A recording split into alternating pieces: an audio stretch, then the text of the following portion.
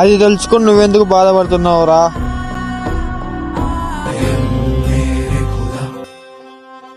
Hi రా.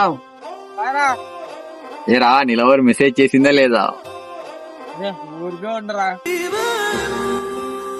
అరే ఆ పెద్ద ఆయన చూడు 2 రోజుల నుంచి అక్కడే కూర్చున్నాడు. అవునరా, పద ఏంటో కనుక్కుందాం. అంకుల్ 2 రోజుల నుంచి ఇక్కడే కూర్చున్నారు, మీకేం ఇల్లు లేదా?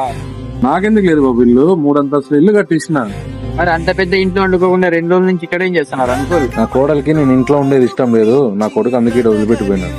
మరి వాళ్ళు వదిలిపెట్టినందుకు మీకేం బాధగా లేదా అంకుల్? కొడుకు సంతోషంగా ఉంటే ఇంక అదే చాలు. తల్లిదండ్రులు ఆస్తి సంపాదించకపోతే మాకేం సంపాదించలేదని చెప్పని పిల్లలే అంటారు. అదే తల్లిదండ్రులు ఆస్తి సంపాదిస్తే ఆ ఆస్తి మొత్తం పిల్లలు తీసుకుని తల్లిదండ్రులను అడిగి రోడ్డును వదిలిపెడతారు.